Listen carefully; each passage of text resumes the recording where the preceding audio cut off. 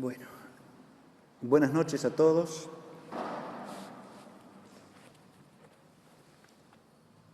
El padre Gabriel me invitó a dar esta conferencia y me propuso como tema Lutero, herencia o hipoteca.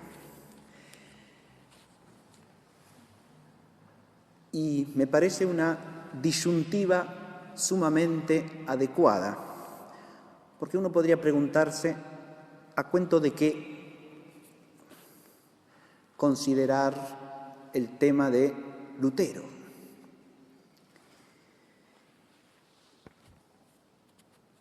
Y es cierto que este año se cumplen 500 del episodio de la publicación de las 95 tesis de Lutero relativas a las indulgencias, que salieron publicadas a fines del año 1517. Es un episodio, entre otros, del proceso histórico de Lutero, pero oímos con cierta frecuencia durante este año que se están conmemorando los 500 años del inicio de la Reforma. Más aún, hay ciertas personalidades dentro de la misma Iglesia que han sostenido que por primera vez en la historia, católicos y protestantes podemos conmemorar juntos los 500 años del inicio de la Reforma.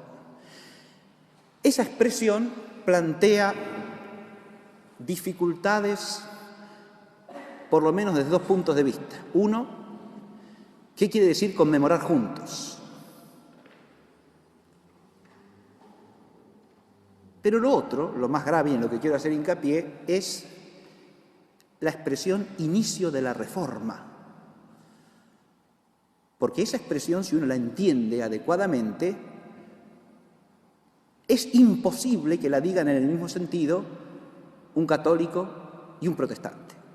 Porque lo que significa reforma para el católico es restauración de la forma propia de la Iglesia, que accidentalmente puede estar deteriorada en algunos de sus aspectos. Mientras que para el concepto luterano y protestante en general significa la restauración de una Iglesia que durante más de 1000 años estuvo prácticamente extinguida.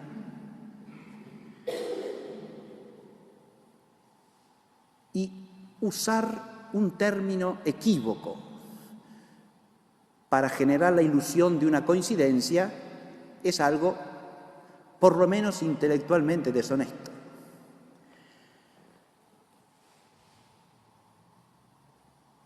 Reforma la hubo en la Iglesia durante el siglo XV, durante el siglo XVI, pero lo que Lutero desencadena en Alemania, a lo que coopera o contribuye con sus doctrinas y con sus acciones también, no es una reforma, es una pseudo-reforma. Es una acción religiosa que provoca un cisma de buena parte de los cristianos alemanes respecto a la Iglesia. Y a eso no se le puede llamar reforma en sentido propio y objetivo. Lo que se inicia con la publicación de las tesis sobre las indulgencias del año 1517 no es reforma alguna, sino un proceso histórico de acceso de Lutero al ámbito general de la opinión pública alemana, diríamos, y el comienzo de Lutero como figura influyente en el ámbito de la opinión pública alemana. Eso es lo único que se inicia en 1517, no una reforma en sentido propio, o sea, en sentido católico.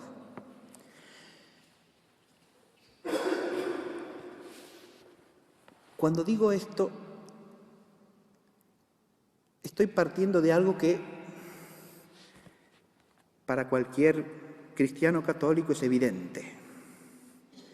Hay cosas que respecto de la figura de Lutero son opinables y hay cosas que no.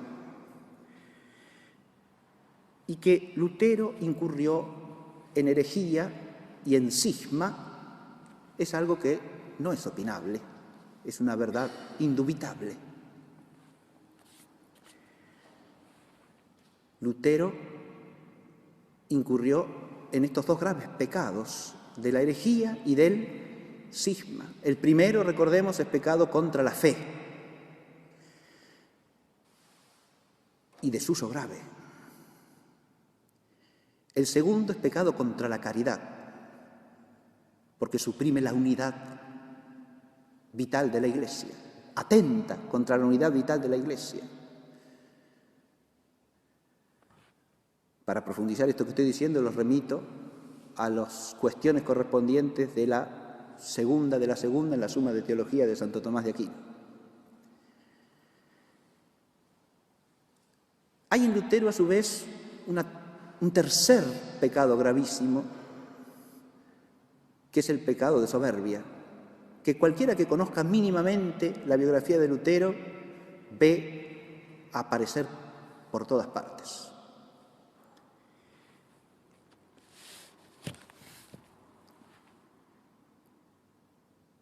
Por tanto, resulta también algo insólito, inaudito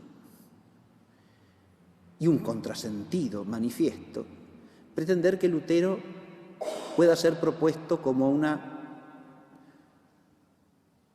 figura ejemplar de la historia de la Iglesia, como un reformador admirable o como un testigo del Evangelio, en un sentido de dar testimonio de la fe auténtica.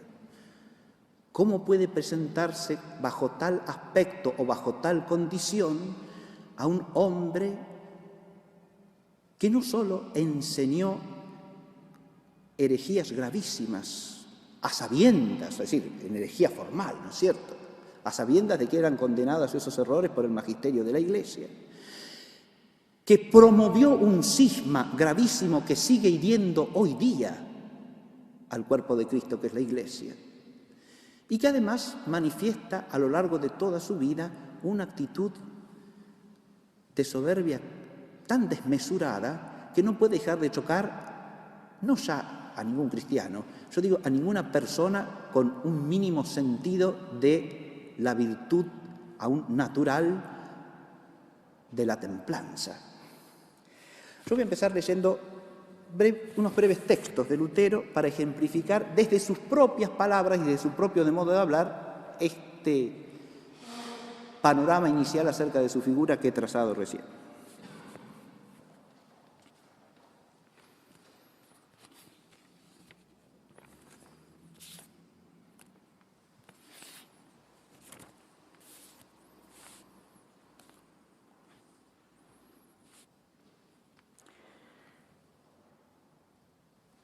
Esto que voy a leer es un pasaje de las conversaciones de sobremesa.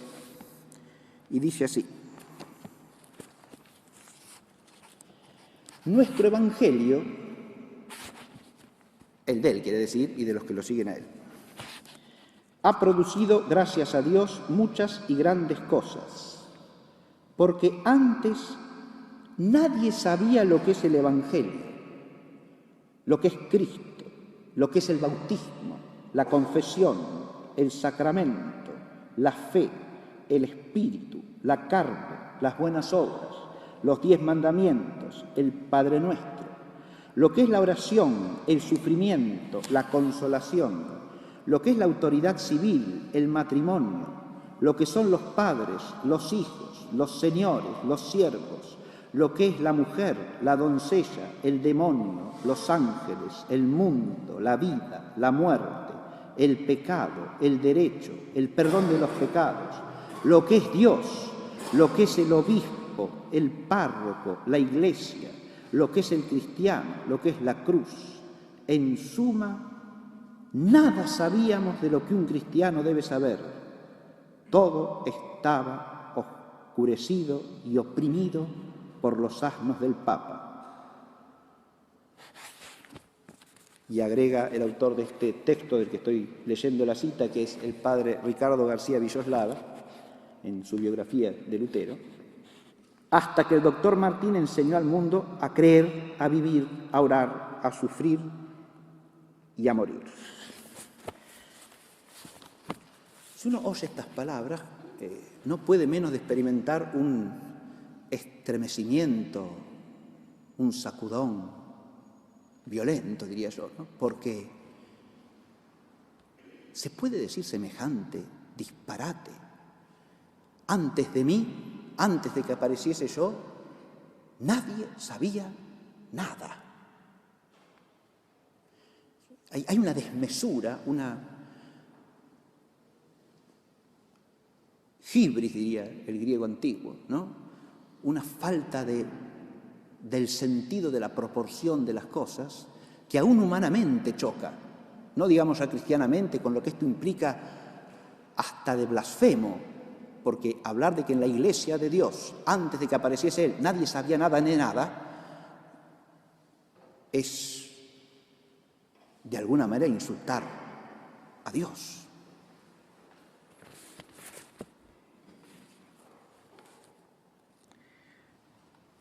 Lutero tiene expresiones extraordinariamente duras, ya desde su herejía manifiesta y comunicada a muchos alemanes. Tiene expresiones muy duras acerca de su propio pasado católico, ¿no? Como frases en las que dice: preferiría haber sido homicida, adúltero, ladrón, que haber celebrado la misa durante 15 años. Imagínese usted lo que está diciendo, ¿no? Acerca del sacerdocio y acerca de la Santa Misa. O dice: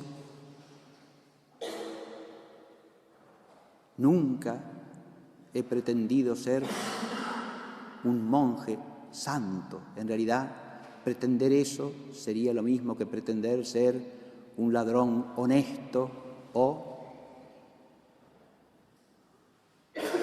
un demonio en gracia de Dios. De manera que estas expresiones que estoy recordando nos permiten calibrar de alguna manera cómo el pensamiento y la actitud de Lutero implican un apartarse radicalmente de la fe de la Iglesia. Implican esos pecados que hemos dicho de herejía y de cisma, porque él promoverá la adhesión a esas doctrinas heréticas por buena parte de los alemanes y se apoyará en la autoridad de los príncipes para que éstos organicen a los herejes como una nueva iglesia bajo el nombre de evangélica que pretende ser la verdadera, originándose así el cisma de Alemania. Lutero no solo origina un cisma en la Iglesia, también origina un cisma político en Alemania, porque además de ser miembro de la Iglesia Católica, era, hasta su excomunión por supuesto, era súbdito de la monarquía germánica. Y a la monarquía germánica la va a despedazar igualmente, porque va a ser uno de los principales promotores del cisma político de la monarquía germánica. Hasta entonces, Germania había sido un reino muy importante en la cristiandad y un reino unificado bajo un rey y en la comunión de una única fe, a partir de la difusión de las doctrinas heréticas de Lutero y de la organización de la sedicente Iglesia Evangélica de Alemania, bajo la autoridad de los príncipes, también la Iglesia, ¿no? Buena parte de los principados de la monarquía germánica tendrán un modo de gobierno y una confesión religiosa distinta del resto, originándose un cisma político-religioso que hiere a la monarquía germánica desde el siglo XVI en adelante y que sigue estando presente en Alemania, por lo menos en su aspecto religioso, hasta el día de hoy. Ahora, ¿por qué ocuparnos nosotros aquí, en la ciudad de La Plata, de la figura de Lutero? en este año del 2017. Una primera razón y fundamento ya está dicho, y es que en la Iglesia, en la misma Iglesia católica, hoy día hay cierta confusión respecto de la figura de Lutero, y se promueve cierta confusión. A este respecto, yo voy a leer dos breves textos. El primero pertenece al prefacio de la segunda edición de la obra Lutero y el luteranismo del padre Enrique de Nifle, sabio fraile dominico que vivió en la segunda mitad del siglo XIX y murió a comienzos del siglo XX. Esta obra de Nifle es una obra de una extraordinaria enjundia crítica, donde de Nifle desmonta muchos aspectos de lo que podríamos llamar el pseudomito de la figura de Lutero que circulaba entre los protestantes, no entre los católicos.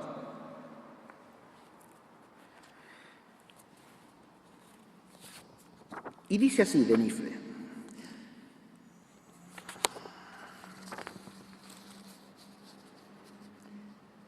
tomando en cuenta el revuelo que produjo la polémica empeñada en pro y en contra de mi libro, me parece superfluo repetir el prefacio de la primera edición.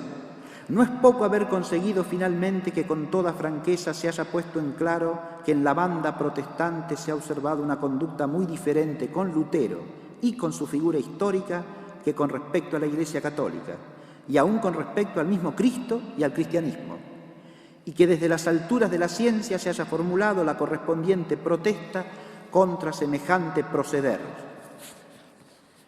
Él se refiere a la diferencia de actitud en cuanto a que era moneda corriente de los protestantes decir toda clase de injurias contra la Iglesia y aún de aceptar versiones totalmente apartadas hasta del protestantismo original de Lutero acerca de la figura de Cristo. Imagínense que estamos a fines del siglo XIX y lo que se suele llamarse el protestantismo liberal, es decir, racionalista, aparece ya desde el siglo XVIII en la Alemania luterana, ¿sí? En la escuela de Tübingen, entre fines del siglo XVIII y comienzos del siglo XIX, ¿no? Teniendo como figura paradigmática a Strauss, que en su vida de Cristo elimina todo elemento sobrenatural como una mitología superada de la figura de Cristo, contraponiendo radicalmente el Cristo histórico, mero hombre, y el Cristo de la fe. Todas estas cosas eran toleradas en el protestantismo, que dice de Nifle, pero guay de decir una sola palabrita contra Lutero. Y sigue de Nifle: no son los protestantes los primeros en jugar esta partida, puesto que ya los donatistas habían hecho lo mismo, obligando a San Agustín a decir. Los donatistas son una secta herética de la época de San Agustín, que era bastante numerosa en el norte del África. El partido de Donato, o el bando de Donato. Y San Agustín dice así: los donatistas tienen a Donato por Cristo. Si oyen algún pagano detrayendo a Cristo, probablemente lo toleren con paciencia, pero no si lo oyen hablar en contra de Donato. Es decir, esto lo toma de Nifle como un síntoma de la actitud herética, ¿no? A los maestros protestantes les fue y es permitido tratar a Jesucristo a su talante, hasta el punto de rebajarlo impunemente al nivel puramente humano, pero a Lutero no se le puede tocar. Cuanto más se rebaja a Cristo, tanto más en todo caso hay que ensalzar a Lutero.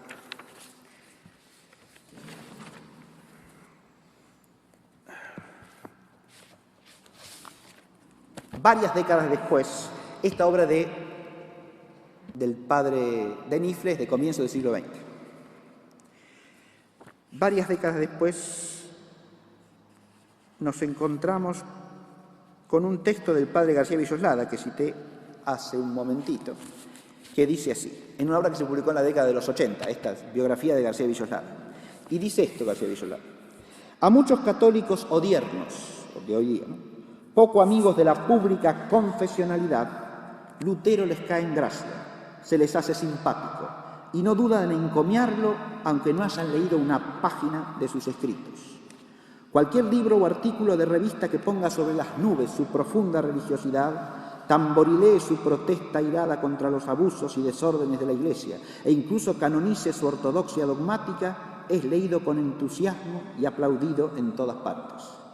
Quien, por el contrario, tenga la increíble osadía de apellidarlo hereje o cismático o falseador de algún paso de la Escritura, censurándolo en cualquier forma, será condenado al ostracismo o a las cárceles del silencio como reo de inobediencia a los signos de los tiempos o refractario a la odiernización, aggiornamento postconciliar. Este pasaje de García Villoslada, que ya tiene una cuarentena de años, tiene plena vigencia. Porque esto que dice García Villoslada implica que esa actitud de los protestantes para con Lutero, ya en días más recientes, y un siglo o poco un siglo menos después de la obra del padre de Nifle, circula también entre los católicos.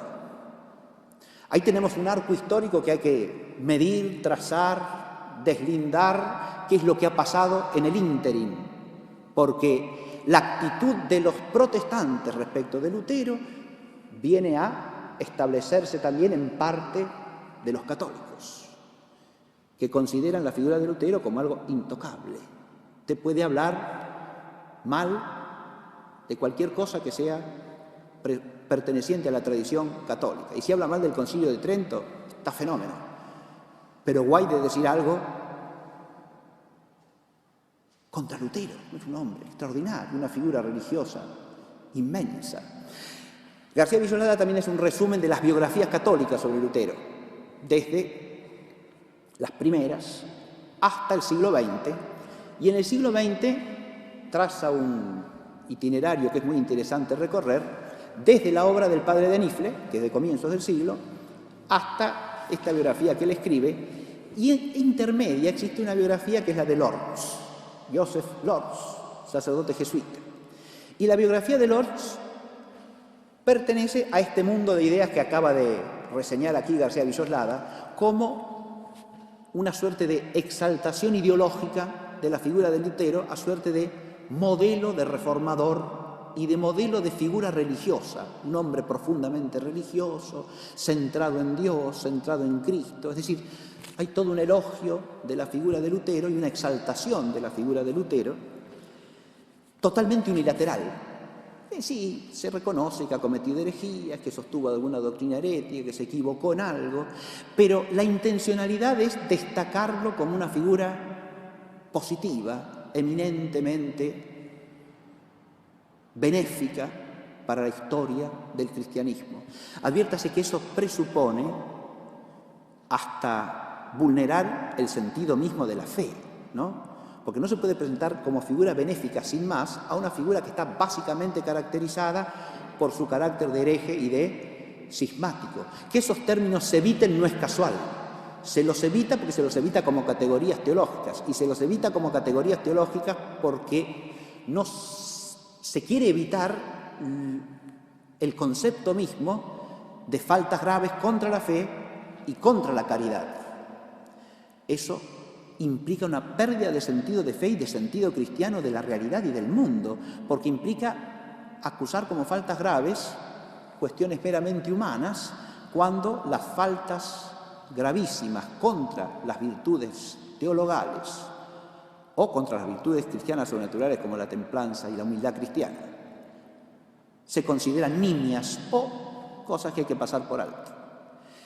Promover una visión de la figura de Lutero como una figura de grandeza religiosa, bueno, grandeza en el sentido de la magnitud de los efectos de su acción, no cabe duda, pero grandeza en un sentido elogioso, positivo, sería introducir un equívoco, y un equívoco imprudentísimo, porque cuando usted elogia a alguien, está promoviendo que se lo siga, ¿no? Y que se lo imite.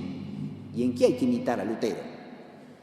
Porque si lo que vamos a destacar son las cosas en que permanece en él la herencia de la Iglesia, otros santos tenemos, santos de verdad, como para imitarlos, y no Lutero. Y lo que es propio de Lutero no es ninguna virtud cristiana, ni la ejemplaridad en las virtudes que son propias de un cristiano, sino más bien todo lo contrario. Lo que es propio de él, lejos de ser imitable, es fundamentalmente algo rechazable, repudiable, y que el cristiano tiene que experimentar como tal, salvo que haya perdido, como dije, el sentido de la fe.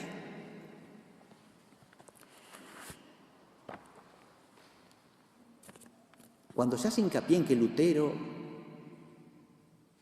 es un hombre que cree en Dios y que cree en Cristo, por ejemplo, para entender qué significan esas dos expresiones explicadas a Lutero, hay que empezar por entender qué es fe en sentido luterano, porque el concepto mismo de fe ya está profundamente distorsionado en Lutero.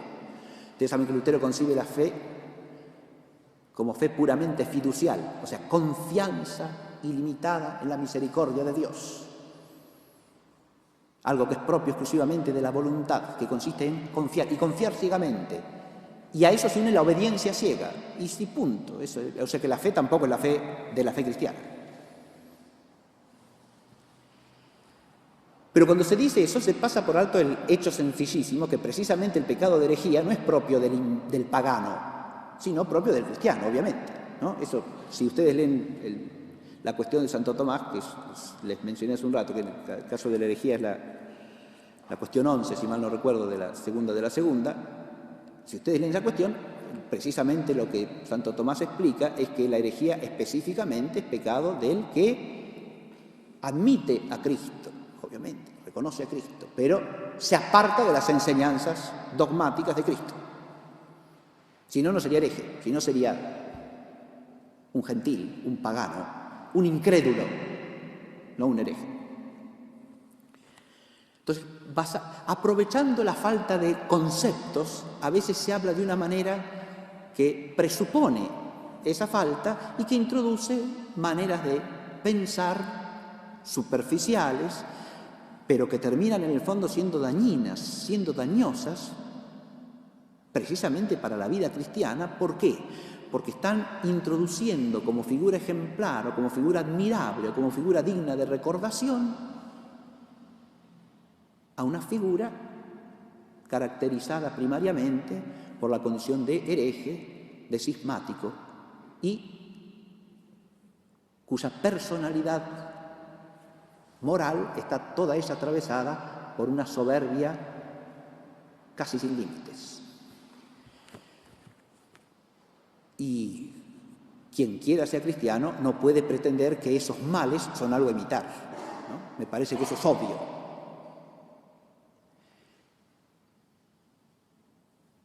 Me acabo de enterar hace un rato que en una diócesis de Italia se promueve peregrinación en este año de los 500 años del inicio de la Reforma, concepto totalmente extraviado, insisto, a los lugares de Lutero. Usted imagínese, usted como católico era a peregrinar a los lugares luteranos. ¿Cómo es peregrinar? Usted como estudioso podrá visitar esos lugares, tener cierta noción directa del asunto, pero uno peregrina a los lugares santos, ¿se entiende, no? Entonces va implícito en ese modo de hablar una especie de pseudocanonización, ¿no?, de la figura de Lutero. Todo esto se combina, a su vez, con una suerte de promoción de la indiferencia. En el fondo, las doctrinas son las mismas. Hoy día, por ejemplo, se juega mucho con el tema de la doctrina de la justificación y se machaca con que hay una comisión interconfesional que ha emitido unas conclusiones según las cuales no hay diferencia ya en la doctrina de la justificación protestante con la católica. La diferencia sigue siendo absolutamente la misma. ¿Está claro? Porque la doctrina católica es la que consta en las definiciones dogmáticas del Concilio de Trento. Y mientras los que se dicen protestantes no acepten esas definiciones, no comparten la doctrina católica. Que no es así, como se pretende en la nota, lo aclara una nota, a su vez, aclaratoria, emitida por la Sagrada Congregación de la Doctrina de la Fe, en la cual se dice que en realidad permanecen diferencias esenciales entre la doctrina de la justificación luterana y la doctrina de la justificación católica. Pero si está dicho eso, entonces, ¿por qué hacer alusión a un documento que en realidad no es un documento magisterial, que son conclusiones de una comisión teológica interconfesional, aludir a un documento que en realidad no enseña nada y que dice algo que es erróneo? A cuento de que únicamente uno puede usar para fomentar una especie de indiferencia, ¿no? Y meter todo en la misma bolsa, y da lo mismo esto que aquello, da lo mismo la verdad que el error, porque total, estamos en el mundo para entendernos en cosas temporales y hacer algún bien temporal a corto plazo. De nuevo se ha perdido ahí el sentido de la fe, el orden de los bienes, la superioridad del bien sobrenatural sobre el natural, y la primacía del fin último sobre los fines intermedios. Pero además se ha perdido un sentido básico de la honestidad intelectual, inclusive, porque usted no puede decir que no hay diferencia donde la hay. No hay derecho, porque engaña a propios y a extraños. Porque adviértase que la primera obligación que un católico tiene respecto a un luterano es hacerlo consciente del error en que está inmerso. Es una obligación de caridad esa también, que hoy día perdemos de vista olímpicamente. Porque si alguien... Claro, hoy día un luterano puede estar incurso en esos errores, no como Lutero, asumiendo conscientemente la condición de hereje y de cismático, sino porque se ha formado en una familia luterana, es una persona joven, así, no ha tenido tiempo de discernir nada propiamente y por propia iniciativa. Entonces es perfectamente concebible que, aún de buena fe, pueda estar incurso en errores sin saber que lo son. Pero no puede saber que lo son si no hay nadie que le diga que lo son. Y quien tiene la obligación de decirle que lo son es la Iglesia, que conoce la integridad de la verdad.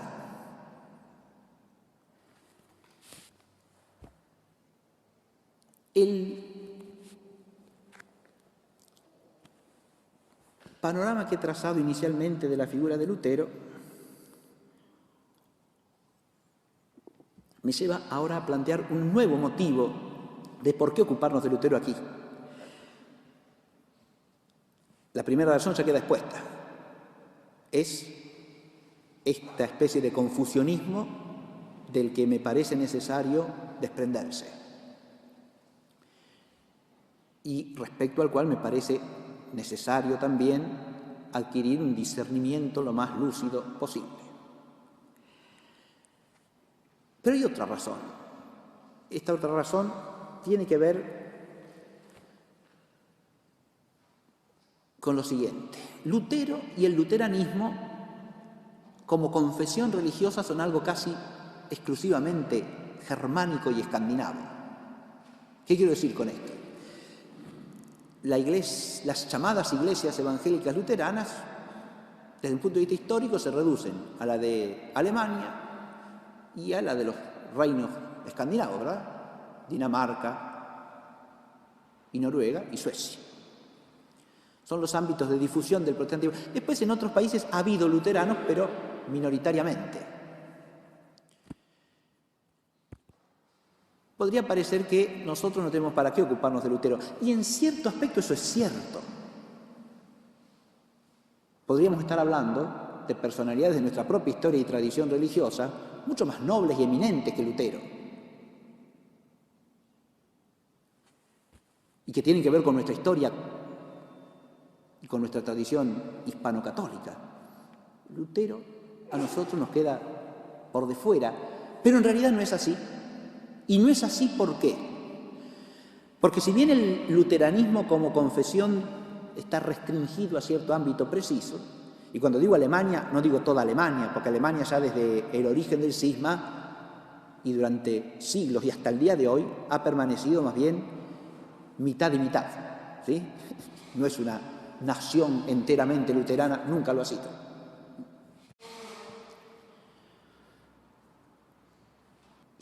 Hubo estados católicos y estados protestantes después del cisma político-religioso que se produce a consecuencia de la acción luterana y de los príncipes que apañan a Lutero y que se aprovechan de las doctrinas de Lutero, entre otras cosas, para suprimir la distinción entre la autoridad civil y la eclesiástica, apropiarse ellos de la conducción soberana de las iglesias, entre comillas, o sea, de la vida religiosa del pueblo, y apropiarse también de las propiedades de la iglesia, también de paso, ¿sí?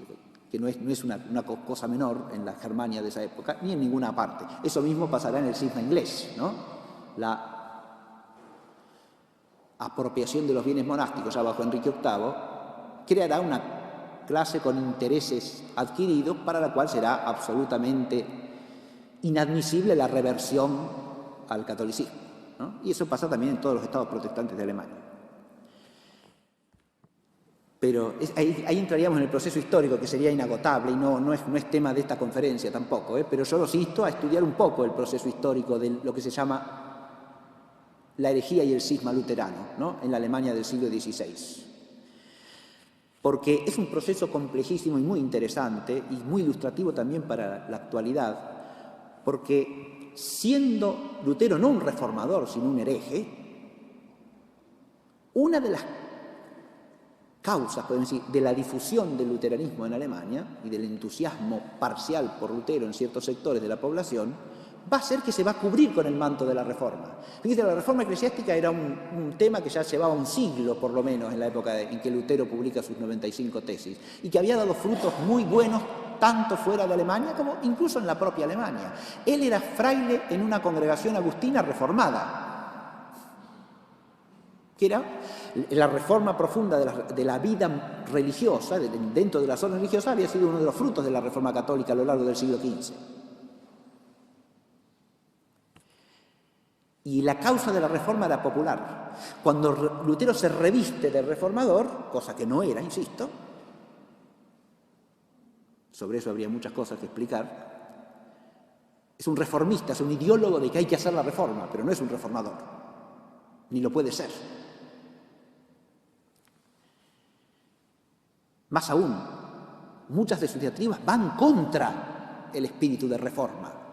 Porque adviértase, por ejemplo, toda la concepción luterana de la sola fe y de la iniquidad de las obras que pretenden ser meritorias implica un desprecio absoluto de Lutero a todo lo que sea reforma moral. No le interesa para nada eso, al contrario.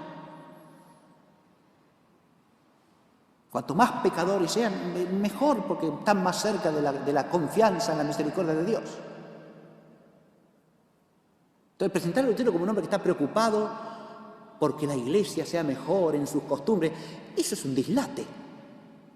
Es un despropósito carente de todo fundamento histórico. Eso solamente lo puede decir alguien que desconozca totalmente la doctrina y la vida de Lutero. Ahora, si no se estudian las cosas y no se trata de investigar un poco, ¿para qué se habla de lo que no se sabe? El problema que yo quiero presentar, dejando de lado este excursus por la historia, les recomiendo, por ejemplo, una obra muy fácil de conseguir y que tiene un esquema sencillo que les permite introducirse en el tema histórico de la Reforma, es la obra de Belloc que se llama Así aconteció la Reforma, Hilaire Belloc. Y después pueden recurrir al manual de historia de la Iglesia Católica de Llorca y García Villoslada, el autor que he mencionado hace un rato, que en su tomo tercero hace un panorama muy bien hecho y muy preciso y básicamente correcto de lo que es el proceso total del pseudo-reformismo protestante.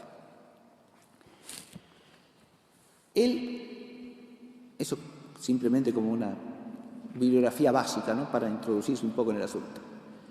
El problema que yo quería destacar es que es la otra razón por la cual me parece importante considerar el tema. El tema del luteranismo no está acotado a las naciones de tradición luterana. Está mucho más difundido. ¿Por qué? Porque todos los errores de Lutero en materia dogmática generan un modo de vida, generan una manera de pensar y de vivir, lo que a veces se llama impropiamente una cultura, cuya difusión histórica es mucho más amplia que la de la denominación religiosa luterana. Y hoy día tenemos instalados entre nosotros muchos elementos que son claramente de origen luterano. Y por esto es interesante también preocuparse por estudiar los errores dogmáticos de Lutero. Es un tema que yo no puedo entrar ampliamente en esta conferencia, obviamente, porque, como me decía el padre Regado hace un rato que estábamos conversando, cada uno de los errores requería una conferencia. Sí, por lo menos. ¿Sí? Entonces, si usted empieza a deslindar los errores doctrinales de Lutero, su concepto de fe fiducial, la salvación por la sola fe sin las obras, la justificación extrínseca o forínseca, que implica el empecatamiento esencial e insanable de la naturaleza humana caída en Adán. Fíjese, esto último que dije, ¿no? La naturaleza humana, según Lutero, ese es un error de Lutero contra el que el Concilio de Trento define dogmáticamente el recto concepto del pecado original y de sus consecuencias, ¿no? Pero ese error de que el hombre está esencial e insanablemente corrompido es la base de todo un modo de vivir, y de organizar la vida social inclusive. Da base a una cierta concepción de la autoridad política, que es la propia de todos los países de tradición protestante. La autoridad política tiene un principio exclusivamente negativo: reprimir la maldad insanable del hombre. Por lo tanto, consiste básicamente en un poder represivo del mal. No es que existe en orden al bien común por ser el hombre un ser racional. Esa es la verdadera doctrina, Pero esas diferencias doctrinales engendran consecuencias prácticas. El autoritarismo estatista, por ejemplo, es una herencia del luteranismo, eso sí. Es un mal gravísimo que es herencia del luteranismo. La concepción de que la ley debe ser obedecida porque es ley, pero que el único movente de la obediencia a la ley es la represión, porque el hombre interiormente no es más que podredumbre, como enseña Lutero. Por dentro somos pecado y nada más que pecado. Y no podemos hacer obra buena alguna. Eso tiene otra consecuencia. La vida moral es puramente exterior. El exteriorismo también es una herencia y una hipoteca, no una herencia, es una herencia mala. Es la herencia que carga sobre gran parte del occidente actual esta idea de que la moral es nada más que un comportamiento hacia el exterior. El exteriorismo hoy ha llegado en virtud quizá de ciertas consecuencias de la tecnología que no son indiferentes a la manera de pensar luterana y al error protestante en general, ha llegado a límites increíbles, ¿no? Si no pasa por la publicidad no existe. Y solo existe lo público, ¿no? Lo que está a la vista, lo que es exterior. La interioridad queda abolida radicalmente. Ahora, claro, si la interioridad es nada más que podredumbre, ¿qué va a hacer usted con la interioridad? ¿Se da cuenta? Hace poco tiempo me comentó alguien de una serie que había empezado a ver que le pareció muy interesante. No sé si era serie, película, ahora no me acuerdo, ni me acuerdo del título tampoco, pero quizá muchos de ustedes se den cuenta de qué hablo cuando diga de qué se trata. Pero no me acuerdo cómo se llama la serie. Yo no la vi, me hicieron el comentario. Muy interesante, que trata sobre en un cierto momento, se dice en un país, que no sé si Estados Unidos, que se va a suprimir la vigencia de toda ley, ¿no? Y entonces la gente queda liberada de la autoridad de la ley, de la autoridad legal, del Estado, ¿no? Y a ver qué pasa, qué es lo que sucede. Fíjense que entonces todos, obviamente, ¿qué van a hacer? Y transgredir la ley, porque si no hay una autoridad que aplique la ley, mijo, para que hacemos todo lo que queremos. O sea que lo que queremos necesariamente tiene que ser contrario a la ley. Eso es una mentalidad claramente luterana, ¿se da cuenta? Si el único freno que existe para que el hombre haga algo malo es no la virtud que está en el interior del hombre, sea natural, sea sobrenatural, sino un freno extrínseco que es nada más que el poder que lo reprime, usted saca el poder que lo reprime y a eso llama ley. Eso no es la ley tampoco, ¿eh? La ley no es el capricho de una autoridad que le pone una norma para que usted la cumpla.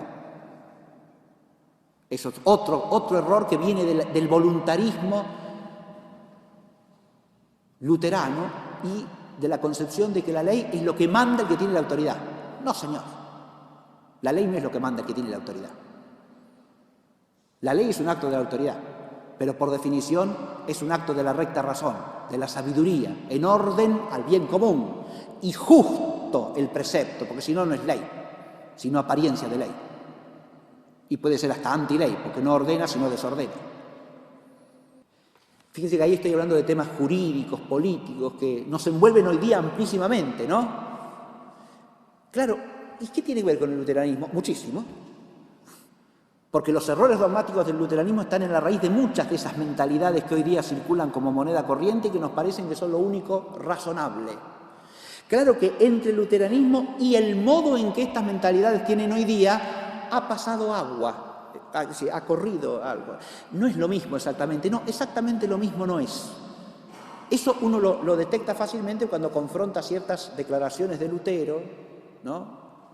Profundamente, que son propias de su contexto histórico o incluso son parte de su herencia en general, de la que él ha recibido, ciertas declaraciones que lo ponen como muy políticamente incorrecto frente a la mentalidad de hoy día, ¿no? O hace cosas tremendas que dice contra los judíos, ¿no? Tiene frases, expresiones virulentas. Entonces usted, hoy día el luteranismo en ese aspecto está superado, diría, un progresista, ¿no? A la moda. De hecho, la propia Iglesia Evangélica de Alemania ha establecido como principio que esas cosas no se pueden decir más, que eso no se puede. Bien, pero el acontecimiento histórico fundamental e ideológico que ha acontecido entre Lutero y nosotros es lo que podríamos llamar el proceso del secularismo iluminista, ¿no? El autoritarismo del Estado de Lutero no nos llega como el Estado protestante, sino como el Estado, o sea, un Estado evangélico, donde el príncipe es el que manda, contando con la superioridad de la ley de Dios tal como la interpreta Lutero, o el reformador al que se adhiera, pseudo-reformador, digo, Calvino podría ser, que dice otras cosas, no las mismas que Lutero. Ahí entra el tema de la variedad infinita de las doctrinas protestantes que ya desarrolló Bossuet admirablemente, ¿no? Cuando usted niega el principio objetivo fundante de la doctrina dogmática, ¿no? Y la regla objetiva del magisterio, usted después puede empezar a enseñar cualquier cosa. El mismo Lutero se encuentra con esa consecuencia de su revolución religiosa cuando aparecen otros pseudo-reformadores que empiezan a negar las mismas cosas que le enseña y se revuelve como un basilisco. No es de esperar otra cosa de semejante personaje, ¿me entiende? A este hay que cortarle la cabeza, a este hay que quemarlo, a este hay que eliminarlo de la faz de la tierra, porque enseñan no los errores de él, sino errores que le son propios y que van contra lo que él enseña. Bien, así habla de Thomas Münzer, el que acaudilló la rebelión de los campesinos, ¿no? Así habla de Zwingli y de Karlstadt, que se oponen a la doctrina de Lutero sobre la Eucaristía y niegan todo tipo de presencia de Cristo en la Eucaristía. Lutero elaboró una doctrina propia, que es lo que suelen llamar de la consubstanciación, pero no voy a entrar en eso.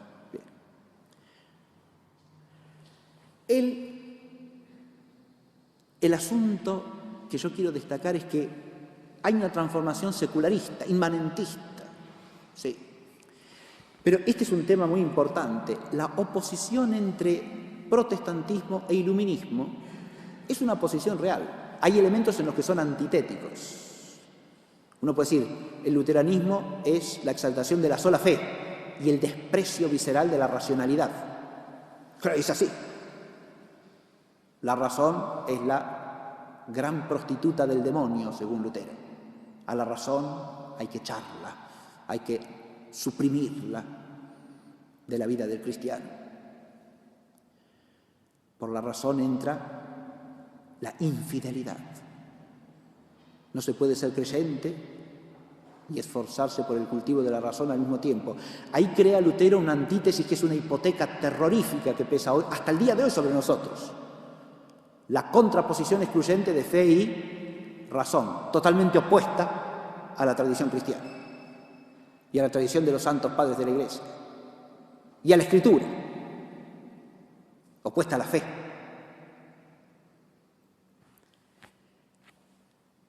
Y que implica una serie de errores de Lutero. Del otro lado, el iluminismo dirá la sola razón, la fe es la enemiga del hombre. La fe corrompe al hombre, lo destruye, impide el progreso, lo sumerge en el oscurantismo, en la superstición. Sola la razón. Pero en este ejemplo de lo que es la antítesis entre Lutero y el iluminismo, entre protestantismo e iluminismo, se ve su parentesco en el error, porque hay un error, un principio erróneo que comparten, ¿que cuál es? La exclusión entre fe y razón. Uno postula la fe sin razón, el otro la razón sin fe. Son dos errores que son uno como la contracara del otro, pero comparten la misma raíz.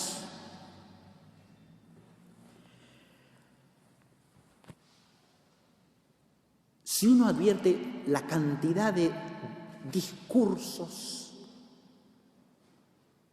difundidos por los medios gráficos, por la televisión, por la radio, por documentales de pacotilla que abundan a diestra y siniestra, acerca de este tema de la fe y la razón, por ejemplo, ¿no?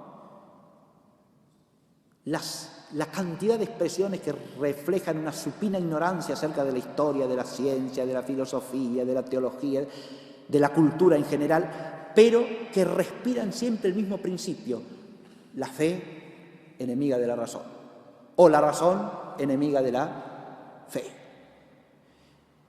Si uno se imagina, y cada uno de ustedes podrá estar pensando en este momento en ejemplos múltiples de esto que están al alcance de su experiencia y de su conocimiento directo, ¿no? Y es un tema, un punto en particular, uno puede medir la magnitud de la presencia de la hipoteca luterana también entre nosotros, no solo en la Alemania prusiana, también acá, ¿está claro? Acá ha llegado de otra manera, acá se ha metido por otras vías, ciertamente, pero también está presente esa hipoteca gravando sobre nosotros como un obstáculo que nos impide conocer la verdad y vivir según ella. La ideología de oposición entre fe y razón es común a protestantismo e iluminismo. El iluminismo la invierte en sentido racionalista contra el protestantismo, que es fideísta. En este sentido, el luteranismo puede considerarse como causa, o más bien ocasión y causa al mismo tiempo, del iluminismo, en cuanto que al instalar un error destructivo y negativo respecto de la naturaleza humana, origina una reacción naturalista, ¿está claro? Por reacción. Pero no se limita a eso el asunto, porque así como hay oposición por reacción dentro del mismo error básico, también hay cierta continuidad entre protestantismo e iluminismo. El protestantismo luterano inicia una serie de pseudomitos que el iluminismo no hará más que reelaborar. Por ejemplo, el gesto del revolucionario convertido en gesto magnífico. ¿Está claro? El héroe de la historia es el revolucionario, el que lo trastoca todo, el que suprime el orden establecido. Ese es el grande, ¿no? Ese pseudomito del revolucionarismo no empieza con la Revolución Francesa. No, señor, no empieza con el iluminismo, empieza con el protestantismo.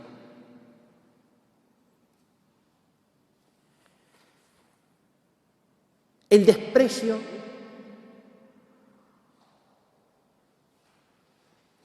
de la vida religiosa. Me refiero a la vida monástica y a las formas de vida análogas a la monástica. ¿no? Ahí no hay oposición entre protestantismo e iluminismo. Ahí hay continuidad en la misma tesitura, ¿no? Porque Lutero ya está en germen el naturalismo iluminista. Lutero tiene un montón de errores dogmáticos. Si uno quiere tratar de entender cuáles son los errores más básicos de Lutero, es un problema interesantísimo. Pero hay dos errores que serían como la raíz de todos los demás. Uno, y son dos errores estrechamente ligados entre sí. Uno es la ausencia del sentido teándrico. ¿Qué quiere decir esto? Del misterio cristiano. De la unión profunda entre lo divino y lo humano. De manera que el don sobrenatural de Dios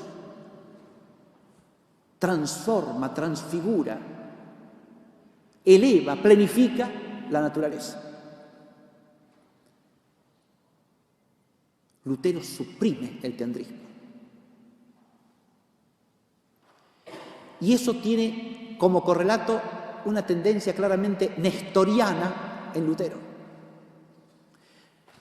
Lo humano y lo divino van siempre separados. Cuando uno quiere entender cómo puede revolverse de la manera en que lo hace contra la idea de obras meritorias, es que la obra humana para él no puede ser más que humana. Ahí está la supresión del teandrismo. Lo que hace el hombre es puramente humano, no es humano divino. Es lógico que la raíz del mérito es la gracia. Eso es lo que entiende cualquier cristiano. Pero eso a él no le entraba en la cabeza. Y no le entraba porque tenía metida en la cabeza la idea de que si algo es humano, no puede ser al mismo tiempo divino. Es puramente humano. Entonces, ¿cómo le va a atribuir esto un mérito sobrenatural a una obra que es puramente humana? Por eso le llama pelagianos a los que hablan de los méritos de las obras. Naturalistas, pelagianos. En realidad el pelagiano es él.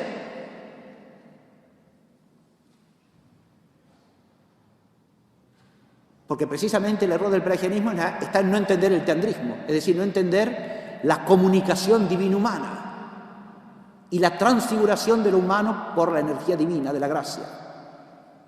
Eso es lo que está en el trasfondo de casi todos los errores de Lutero. Un nestorianismo que también se manifiesta en la cristología de Lutero. Lutero, en el fondo, no es capaz de pensar adecuadamente la unión hipostática. Revierte a la herejía de Nestorio. Cristo el hombre, Cristo el Dios. Sí, Cristo es Dios, es hombre, sí, pero en el luteranismo a la nestoriana, no, según la fe ortodoxa. Esta disociación de lo divino y de lo humano es raíz del naturalismo posterior, claro que sí. O es un correlato de ciertos naturalismos que existían en esa época. Es cierto que Lutero se erige en el campeón de la sola fe, de la sola gracia, de la sola escritura, pero ese concepto de la sola fe, la sola gracia, la sola escritura, que pone toda la salvación de parte de Dios y suprime toda posibilidad de cooperación humana, tiene el trasfondo de la disociación de lo divino y de lo humano, que está también en la raíz de la mentalidad naturalista del iluminismo.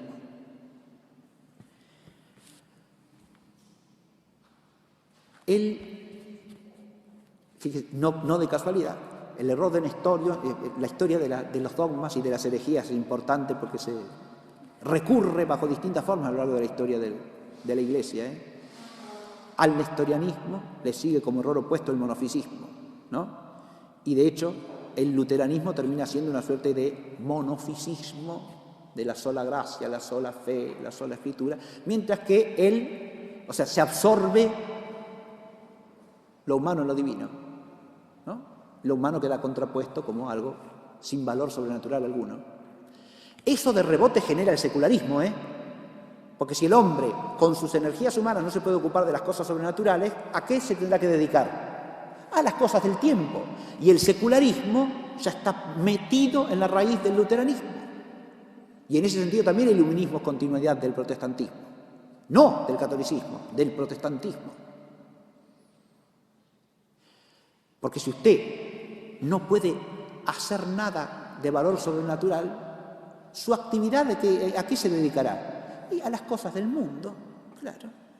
Hay un pragmatismo, un utilitarismo de la vida humana, social y cultural que es propio de la tradición protestante, es innegable eso.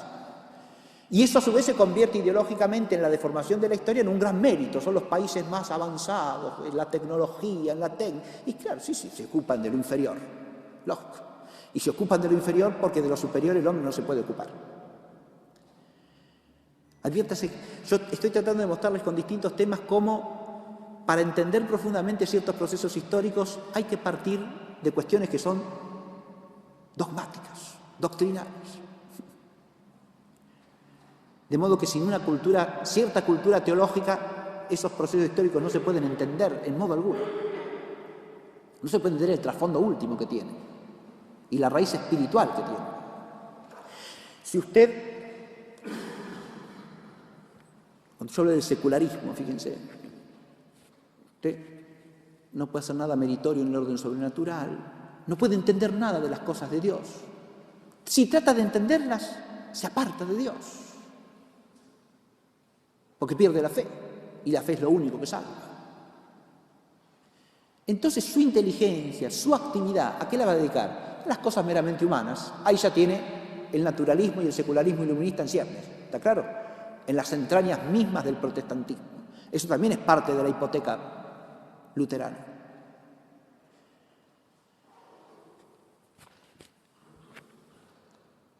Yo hablé, y no seguí el tema, vuelvo a eso, del desprecio por la vida religiosa. ¿Eso es común a protestantismo y luteranista e iluminismo? Ciertamente que sí.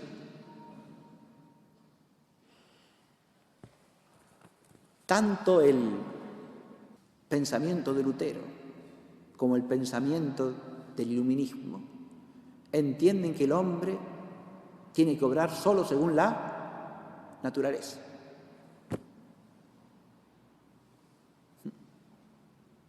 Uno puede decir, bueno, con distintas motivaciones precisas, sí, pero coinciden en eso. Lo que trasciende la naturaleza es objeto de abominación, de desprecio. Adviértase que en esto en Lutero hay una actitud que yo llamaría también populista y demagógica. Lutero va contra lo mejor, lo más perfecto, y lo considera una abominación, y exalta como mejor lo menos perfecto. También hay una suerte de, diríamos así, espíritu de abajamiento populista para complacer al hombre como hombre, nada más, y despreciar todo lo que trasciende al hombre. En eso hay una especie, diríamos así, hasta de rehusar lo trascendente como trascendente, que tiene que permanecer en una absoluta distancia respecto de la vida concreta. La vida concreta del hombre tiene que discurrir por los carriles de la pura naturaleza. Fíjate hasta qué punto el presunto sobrenaturalismo de Lutero, la sola fe, la sola escritura, la sola gracia, coinciden con una tesitura naturalista. Es ese naturalismo de Lutero lo que permite el desprecio total de la vida religiosa. Claro, él la anatematiza, ¿por qué? Porque es la búsqueda de una virtud que es imposible, ¿no? Al declararla imposible, tiene que justificarla, y ahí aparecen los errores dogmáticos del hombre esencialmente empecatado, la imposibilidad de la castidad, la imposibilidad de la vida virtuosa, la imposibilidad de los méritos de las obras, todo eso descartado. Entonces, la vida de sacrificio es una forma de soberbia, dice Lutero. Es anticristianismo profundo, es suprimir y pisotear la obra de Cristo, es despreciar a Cristo. O sea que si usted procura, como dice San Pablo, participar de la cruz de Cristo, nada más ajeno a la enseñanza de San Pablo que Lutero. Los luteranos originales lo llamaron otro Pablo, profeta de nuestro tiempo, apóstol de nuestro tiempo. Todo esto son categorías disparatadas, ¿está claro? E impías.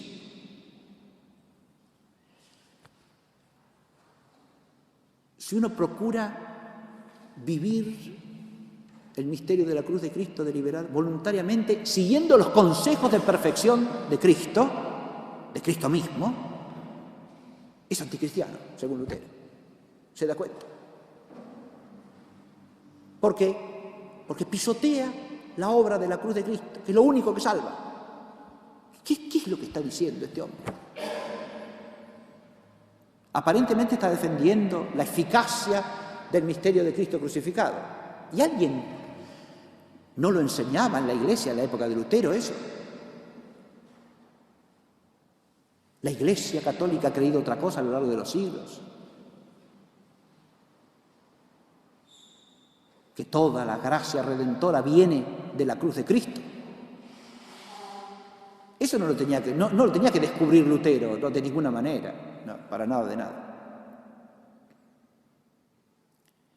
Lo que hacen es introducir el error de que ese misterio de la gracia no puede ser personal e interiormente participado por el hombre. Ahí es donde está la supresión del teandismo, ¿se entiende? Uno no puede entrar en el misterio, no puede entrar, no puede ingresar. Uno permanece siempre separado, por eso hablé de una mentalidad nestoriana, ¿no? Por un lado Dios, por otro lado el hombre.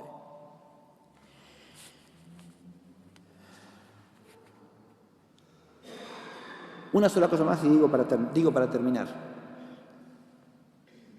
Hay otra concepción en que coinciden protestantismo e iluminismo, y es lo que podríamos llamar modernismo.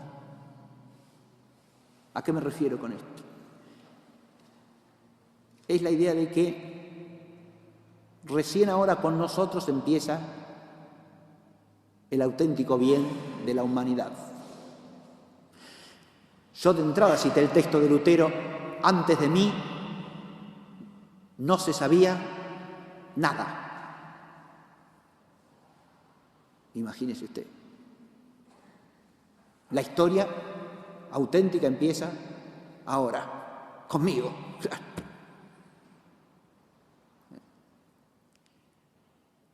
El espíritu iluminista dirá lo mismo, ¿no? Hasta ahora la humanidad ha vivido sepultada en la ignorancia, en la superstición, en la sinrazón, pero ha llegado la edad de la luz, que ya no es Cristo, obviamente. Ya en Lutero no es auténticamente el Cristo de la fe, íntegro.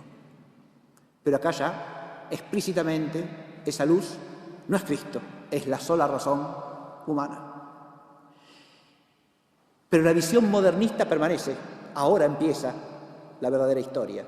Ahora el hombre ha llegado a su madurez. Esa mentalidad modernista de la Ilustración va a inficionar también al protestantismo, con el que tiene muchos elementos comunes de origen. Y solo 100 años después de la infusión del protestantismo en el siglo XVIII por esa mentalidad, el proceso histórico de convergencia entre las dos cosas, entre el siglo XVII y XVIII, es interesantísimo también. Y cómo el pietismo protestante hace de gozne entre una cosa y la otra, entre protestantismo e iluminismo. Eso es históricamente apasionante estudiar ese tema. El pietismo. Recordemos que Kant era de formación pietista. Y el pietismo luterano es una forma de religiosidad puramente subjetiva y además exteriorista, que combina sentimiento en la subjetividad y acción exterior de carácter social, como el todo de la religión. Pero en el mundo, secularmente. Por eso digo, hace de gozne entre el protestantismo, gozne histórico, entre el protestantismo e iluminismo. Pero lo que quería terminar de decir es esto. Esa categoría de modernismo empieza a infiltrarse en la Iglesia Católica recién a fines del siglo XIX, con el primer movimiento modernista. ¿está claro? Contra el cual reaccionó vivamente la autoridad apostólica en el pontificado de San Pío X. Pero luego, a lo largo del siglo XX, ha habido formas de neomodernismo que siguen vigentes al día de hoy. La verdadera fe es solo esto, que es nuevo, y toda la historia de la Iglesia ha sido un craso error. Antes nos peleábamos con los luteranos, ahora somos hermanos. Cuando alguien dice eso con total ligereza, está postulando esto que estoy diciendo, una forma de neomodernismo, ¿está claro? La fe de la Iglesia de todos los siglos no es lo que tiene que determinar primariamente nuestra vida religiosa, sino ciertas ideologías que nos hacen modernos. Y en eso también hay algo que es hipoteca de Lutero. Para Lutero lo importante era predicar, meter ciertas ideas en la cabeza de la gente. Eso es lo más importante, la palabra, que hay que hablar. Yo estoy hablando acá. Bien. Pero fíjense ustedes que la palabra, si no es un medio de enseñar algo, cuya eficacia está dada no por la palabra misma, sino por los actos de la inteligencia y de la voluntad que recibe esa palabra, y en el caso de una palabra que habla de realidades sobrenaturales, por la gracia de Dios, obviamente. Si la palabra es la palabra por la palabra misma, lo que tenemos es de nuevo una especie de utilitarismo del discurso, ¿no? Como si el hablar de cierta manera ya nos hiciese santos. No, y no es así, ¿no? Ese es el ideologismo. El reformismo de Lutero es una forma de eso, ¿no? Como hablo así, soy el verdadero reformador. Y el que no habla conmigo está contra mí. Todo consiste en una forma de hablar. Esto se dice, esto no se dice. En realidad, hay que decir la verdad. Y hay que evitar decir el error. No imponer lo que se dice y lo que no se dice por una suerte de ideología del discurso que establece discursos políticamente correctos y discursos políticamente incorrectos. Detrás de eso también está la hipoteca luterana. Yo he tratado de presentar dos fundamentos por los cuales me parece muy oportuno tomar el tema de Lutero hoy día entre nosotros. Hay un fundamento todavía más profundo y que para mí es un fundamento perenne. Reflexionar sobre cualquier forma de pensamiento herético es necesario para todo cristiano en pos de la salud de su fe, porque si no discernimos la verdad del error y si no sabemos defendernos tan vigorosamente cuanto nos sea posible del error, estamos poniendo en peligro y en riesgo nuestra propia fe. Y eso es algo que no tenemos derecho a hacer. Al contrario, nos urge la caridad, nos urge el sentido de la fe a que procuremos tener una fe lo más viva posible. Si no, caeríamos en una suerte de presunción según la cual la fe que nos ha sido dada permanece en nosotros como por una suerte de inercia vegetativa, ¿no? Y eso no es así, porque tanto personalmente como comunitariamente podemos caer en el error. Y por eso el esfuerzo por discernir la verdad del error es un esfuerzo obligatorio para todo cristiano. Muchas gracias.